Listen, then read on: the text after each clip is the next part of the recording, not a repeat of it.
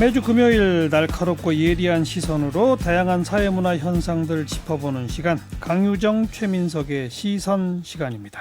강남대학교의 강유정 교수 그리고 소설가 최민석 작가, 어서 오십시오. 안녕하세요, 강유정입니다. 네, 안녕하세요, 최민석입니다. 두 분 싸이월드 미니 홈피 있었어요? 없으셨어요? 저는 없었어요. 선생님은 안 하셨을 것 같아요. 네. 제가 예전 방송 없어요. 들으니까 네. 인터넷 SNS 네. 전혀 안 하신다고. 인터넷도 안 하는 사람이 어디 있어요? 아니, 인터넷은 그러니까 해야죠. 인터넷에 SNS를 전혀 안 합니다. 하신다고. 안 합니다. 네. 네. 저도 있었습니다. 있었어요? 저도 있었습니다. 네. 꽤 열심히 살았습니다. 거기서. 언제부터 언제까지? 처음 만들어질 때부터 활동했고요. 대략 언제죠, 그러니까? 그게 99년이죠. 99년도에 사업을 네. 시작했어요. 그러니까 나름 거기에 계정과 집이 있어야 그 당시에 소위 말하는 그래도 좀 세련된 사람에 속해서 세련돼 보이려고 다 했었고, 제가 그때 99년이니까 이제 20대였거든요. 그러다 보니 그때 한참 이제 20대 젊은이들의 좀 핫한 문화 중 하나여서 아마 그 당시 20대였던 분들 중에는 안 한 분 찾기가 어렵지 않을까 싶은데요. 네. 그렇죠. 강유정 교수님이랑 저랑 한 학년 차이니까 네네. 저도 당연히 했죠. 예, 그리고 예. 그 최후에는 뭐 가입자가 2천만 명이라고 하는데 가장 왕성할 때는 가입자가 3,200만 명이었거든요. 이야. 그러니까 국민의 절반 이상이 싸이월드를 사용한 거죠. 예. 예.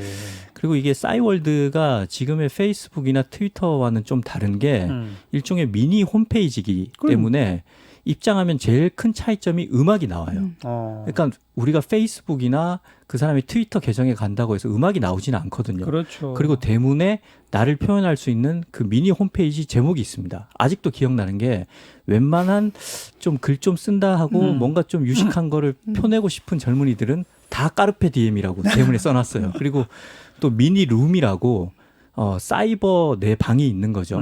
거기에 좀 글 좀 읽는다는 애들은 다 그 사이버 미니룸을 도서관처럼 꾸며놓은 거고, 음악 좋아하고 이런 친구들은 마치 클럽처럼 꾸미고, 예. 또 미니미도 뭐 앞으로 파마를 한다든지 안경을 낀다든지 이런 식으로, 그러니까 간단히 말하자면 내 자아가 어떤 캐릭터인지 전시할 수 있는 공간이죠. 그래서 네.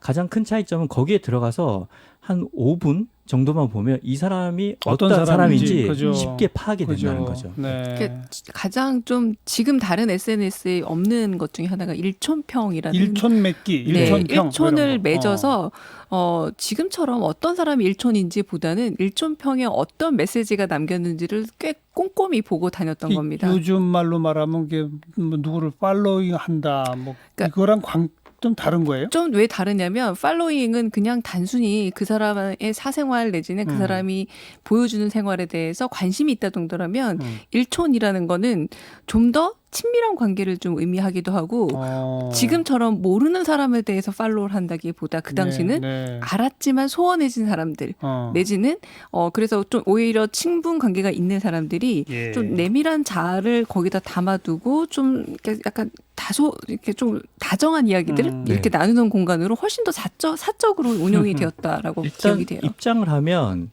그 미니룸 위인지 아래인지 저도 정확히 기억이 안 나는데 거기에 일촌평이 쫙 맞아요. 보입니다. 네. 그러니까 네, 예컨대 네. 이 시대 최고의 쿨가이, 뭐 지적이고 유머러스한 남자 이런 식의 나를 평가한 짧은 문장들이 쫙 나오는 거예요. 그러니까 두 분 그러니까 그 99년 초창기부터 열심히 하셨다고 그랬잖아요. 네. 그래 몇 년쯤까지 하신 거예요? 저는 2000년대 후반, 그러니까 오. 2010년쯤을 기점으로 해서 이제 어. 페이스북이나 뭐 트위터는 2011년 이쯤인 것 같은데, 예. 그러니까 페이스북이 한국에 상륙하기 전에 그때까지는 이미 쭉 하고 있었어요? 하고는 있었는데 이미 그 영어로만 가입을 해야 될 때 페이스북이 한국에서 유행을 했어요. 예. 그때 많은 사람들이 떠나갔고 나중에 이제 뭐 어차피 떠나간다는 얘기는 그냥 방치하는 거죠? 그렇죠. 네. 그게 맞아요. 네. 처음에는 이게 그 벤처 기업이었어요. 카이스트 대학원생이 만든 거였는데 나중에 대기업이 인수를 합니다. SK 쪽으로 예, SK 갔다가. 커뮤니케이션스가 인수를 해서 처음에는 그렇지 않았는데 시간이 흐를수록 이 SK에서 원래 라이코스를 인수하면서 그게 포털 네이트로 바뀌거든요. 예. 이게 좀 이제 뭐 그 도토리라고 해서 사이버머니인데 그걸로 좀 재미를 보니까 대기업에서 이걸 하나의 수익 창출 수단으로 완전히 보고 로그인 할 때부터 2010년 그 앞뒤로 해서 네이트랑 연동이 돼서 네이트로 로그인을 해야 되고 그다음 뭐 내가 조금이라도 뭘 하려고 하면 도토리를 굉장히 많이 지출해야 되는 구조로 바뀌었어요. 그러면서 이제 사람들이 야 여기가 이제 나의 그러면 SK 측에서 영업 전략이나 경영 전략을 잘못 짠 거예요? 소비자가 그래서 조금 소비자 등을 돌린 것 같아요. 심리를 잘못 읽었다라고 예. 보여져요. 그러니까 그게 잠깐 아까 말씀드렸던 것처럼 좀 친밀함을 나누는 관계여야 되는데 예. 단순히 정보를 얻는다거나 실용성 구조라기보다 정서 구조를 좀 읽었어야 되는데 실용성 구조로 파악을 하다 보니까 이제 점점 멀어졌고 근데 아까 잠깐 최 작가님 말씀하신 것처럼 뭐 트위터나 페이스북 같은 다른 어떤 미디어들이 조금씩 성장을 하면서 그렇죠. 또 새로운 맛도 떨어지게 되는 거죠. 그런 과정에서 저도 비슷한 시기 한 2010년도 11년 정도부터 옮겨 타는 거예요 이제? 방치를 하게 네. 되는 방치하고 거죠. 딴 걸 하는 거예요? 그러니까 저는 딴 걸 하진 않았습니다만 딴 데 들어가서 구경을 하더라도 그게 더 재밌어지는 그런 이제 상황으로 바뀌게 된 여기에 거죠. 또 이제 SNS의 그 본질적인 한계가 있는데 뭡니까? 이건 뭐 개인마다 의견이 다르지만 저는 SNS를 한 10년으로 봐요. 그러니까 왜냐하면 싸이월드를 계속 하던 때 어느 순간 이제 저희 지도 교수님이나 뭐 이런 분들이 저한테 일촌 신청을 하는 거죠. 네. 그럼 제가 이제 좀 고민이 되는 거죠. 아, 이걸 일촌을 수락을 해야 되나 말아야 되나. 왜냐하면 여기에는 이제 내 다이어리에 네, 제가 네. 쓴 이제 부끄러운 글들도 있고 교수님이 보지 않았으면 하는 사진도 있고 그런 건데 교수님이라서 거부하기도 그렇고 그럼 이제 일촌 수락을 하면서 점차 그 여러 항목들이 이제 비공개로 전환이 되는 거죠. 그러면서 이제 그 페이스북도 비슷한 현상을 겪는데 페이스북도 한 10년 되면 이제 그것도 페이스북은 사실 지금 좀 시들해졌어요. 그러니까 이게 어느 순간이 되면 여러 세대들이 통합되면서 어느 순간 엄마가 나에게 친구 신청을 했다. 어떻게 해야 되냐. 뭐 이런 고민들이 나오거든요. 그러니까 진짜 일촌은 일촌 신청하면 안 되는 곳이 바로 싸이월드였었는데 지금 많은 분들이 없어지니까 아쉬워하는 이유가 사실 저도 그러게요. 개인적 연대기와 상당히 연루가 되어 있습니다.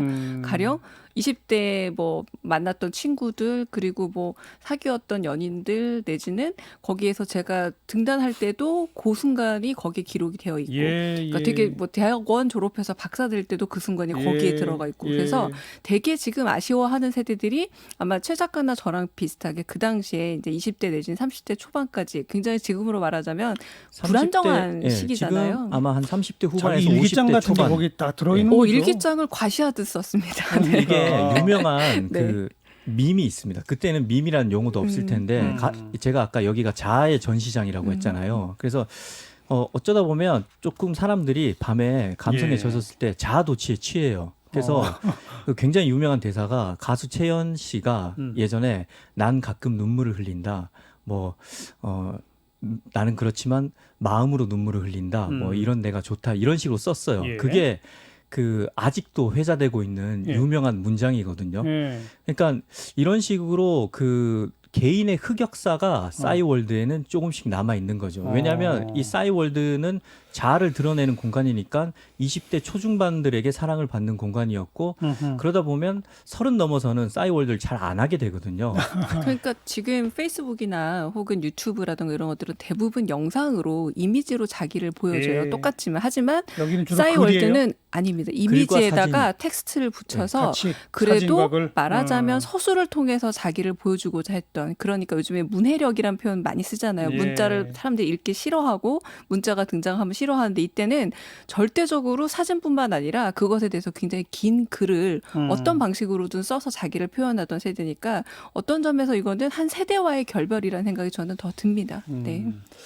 이제 뭐 아직 완전히 정식으로 문 닫은 건 아니지만 곧 문 닫는다더라 이런 소식이 들리니까 많은 분들이 디지털 수몰민이라고 하는 표현까지 쓰더라고요. 황망하다. 내 자료 백업이라도 좀 해달라. 뭐 이런 목소리가 한편에서 있고 또 한편에서는 조금 아까 두 분도 좀 부끄러운 얘기들도 많이 있다 했던 것처럼 나의 흑역사가 완전한 역사 속으로 사라졌다. 이제 해방이다. 뭐 이런 반응도 있다고 그러고요. 맞아요. 다채로운 반응들이 나오는 것 같아요. 네. 양가적인 반응이라고 저는 생각합니다. 아마 하나만은 아닐 텐데 그런데 또 20대가 아니었다면 그때 그렇게 좀 조금은 치졸하고 창피한 모습에 자괴감이 들 만한 문장은 그때만 쓸 수 있거든요. 절대로 나이 40 먹고 50 넘어서 그 흉내를 낼 수가 없습니다. 그 20대에만 느낄 수 있는 자괴감. 그래서 굉장히 안타까운 부분도 있고. 근데 그나저나 지금이라도 예를 들어서 그 강 교수는 지금에도 들어가서 본인이 과거에 올렸던 글들 같은 거 다 갈무리해서 이렇게 할 수는 있는 거잖아요. 굉장히 어렵습니다. 어려워요? 지금 일단은 첫 번째 어려움은 제 자신인데요. 아이디와 비밀번호가 잘 기억이 안 나는 사람이 대다수랍니다. 저뿐만 아니라. 들어가지는 못하는구나. 왜냐하면 최근에 들어간 적이 없기 때문에 자주 사용했던 것이 아니면 이제 아이디부터도 아까 말씀하셨던 것처럼 네이트를 사용해서 들어가다 보니까 정확하게 제가 지금 쓰는 아이디랑 같은지 아닌지 거기서 만약 막히면 네, 2차, 예. 3차로 지금 장애물이 있는데 서버가 지금 제 기능을 하지 않다 보니까 비밀번호를 그 문의하면 보통 왜 바로 문자로 확인해주고 그런 게 있어야 몇 분 돼. 안에 해결이 네. 되는데 이게 감감무소식인 겁니다. 그래서 어렵사리 비밀번호를 알아도 또 들어가도 감감무소식. 그래서 사람들이 야 이거를 이제서야 말 그대로 좀 방치해 뒀는데 저 집 철거한다니까 철거하기 전에 내 재산을 좀 챙겨야겠다 해서 네. 갔는데 지금에다 이제 당혹함을 느끼고 아예 있는 접근조차 거죠. 어렵군요. 굉장히 어렵습니다. 허허. 저는 사실 이게 작년에 한 차례 보도가 맞아요. 됐었잖아요. 예, 11월. 그래서 네. 1년 더 연장한다고 해서 올해 11월 12일까지 연장이 됐는데 이제 6개월 만에 이렇게 된 거잖아요. 네. 그때쯤에 어쩌다가 우연히 뉴스를 보고 급하게 아무튼 여러 시간을 투자해서 들어갔어요? 들어가서 결국은 이게 백업을 받으려고 보는데 네. 또 막상 백업을 받으려고 하니까 별로 받을 게 없어요? 그게 또 뭐 이제 개인마다 다르겠지만 저희 아내가 이 방송을 볼지 모르겠지만 저의 뭐 연애의 추억도 있고 막상 이거 받아놨다가 또 들키면 좀 이거 또 새로운 갈등이 생기는 거 아닌가 싶어서 중요한 거 한두 개만 받고 네. 아니, 저도 또, 비슷했어요. 흘려보낼 건 흘려보내자 그렇게 최민석 생각하게 작가의 되더라고요. 경우가 드디어 나의 흑역사가 역사 속으로 사라진다. 해방이다 이거네요.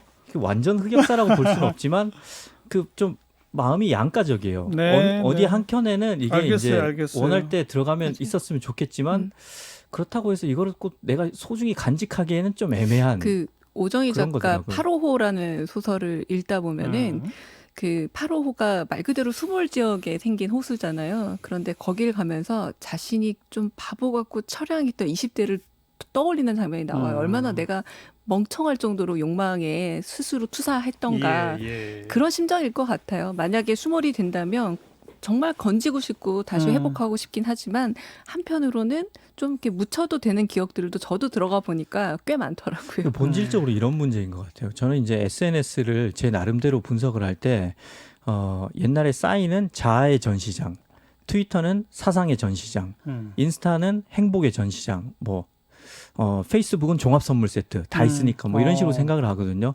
근데 결국 이제 싸이에서 제가 몇 개를 가져오려고 했을 때 과연 내 과거의 자아를 계속 떠안고 가야 되느냐. 보낼 건 보내줘야겠다. 그런 생각이 들더라고요. 그래서 저는 뭐 개인적으로 그렇게 생각을 했지만 댓글을 보니까 꽤 많은 네티즌들이 내 과거의 한때가 사라지는 것 같아서 아쉽다 이렇게 생각을 해서 이게 개인마다 차이가 좀 클 것 같습니다. 지금 근데 20대들은 아마 싸이월드 자체를 모를 수도 있어요. 관심이 없을 듯해요. 지금 그렇죠? 아마 거의 대부분 페이스북도 잘 안 합니다. 페이스북에서도 주로 이미지로 하고 이제 인스타그램도 오히려 좀 성인들이 쓰고 유튜브로 주로 이제 소비하고 만들기도 하고 소비도 하는데 그러니까 자신의 의견 게시는 오히려 이제 댓글이라든가 이런 데 더 열심히 하려고 하는 세대들이 네. 많아지다 보니 네. 싸이월드 약간 우리 예전에 그 제가 느낄 때 이랬어요. 세시본 가지고 저희 네. 세대들이 뭐 없어졌고 명동 세대에 대해서 얘기하면은 그러려니 싶지만 와닿진 않았거든요. 그렇죠. 그런 느낌 아닐까 싶습니다. 여기서 약간 웃긴 게 있는데요. 뭐. 그 20대들은 페이스북에서 좀 떠났는데 요즘 10대들이 페이스북 다시 돌아왔어요. 메신저를 맞아요. 씁니다. 네. 왜냐하면 어. 10대 부모들이 카카오에 많다 보니까 카카오에 있다 보면 피나났죠. 네. 감시를 받는다는 거죠. 그래서 페이스북은 좀 더 갈 것 같은 게 예. 새로운 세대가 유입이 됐어요. 맞아요. 예. 싸이월드는 새로운 세대의 유입에 실패를 해서 이제 역사의 한 장으로 사라지게 된 거죠. 아무튼 이제 이 싸이월드뿐 아니라 과거에는 PC통신, 천리안, 하이텔, 나우누리 이런 게 있다가 또 그것도 다 없어지고 그러지 않았습니까? 지금 현재 인기 끌고 있는 인스타, 페이스북, 트위터 이런 것도 또 언젠가는 어떻게 될지 모르는 거예요. 새로운 맞습니다. 서비스가 또 등장하다 보면 또 변화할 수가 있는 거고 그러다 보면 이제 싸이월드 사태 같은 걸 통해서 내가 생산해서 기록해놨던 나의 디지털 각종 자료들을 개인 아카이브. 어떻게 관리할 것인가라는 큰 맞아요. 숙제가 모두에게 떨어지는 거예요. 네. 그죠? 맞습니다. 네. 그러니까 보통- 예전에 이사했을 때 사진첩 잃어버린 게 큰 문제였다면 지금은 엄밀히 말해서 아무도 사진 정리를 하지 않아서 문제입니다. 맞아요. 자기 카메라 속에도 많지만 그 핸드폰 속에도 어마어마하게 많지만 아무도 정리를 제대로 안 하거든요. 이러니까 사실 엄밀히 말해서 정리하지 않은 건 개인이 좀 네. 방치해둔 것도 크지 않나 싶어요. 자, 한마디로 싸이월드는 뭐였다. 강유정 교수. 저는 저의 취중 고백이었습니다. 술 마시고 밤에 많이 올리기도 했고요. 거기 다음 날 보니까 창피한 게 너무 많더라고요. 거기 들어가 보고 싶네. 이불킥하시고 네. 최민석 작가는 청춘이었다. 아. 부끄럽지만 아름다웠고 결국에는 멀어지는 것. 네. 싸이월드 안녕 하고 끝낼까요? 네. 안녕. 네. 강유정 교수, 최민석 작가 고맙습니다. 고맙습니다. 감사합니다.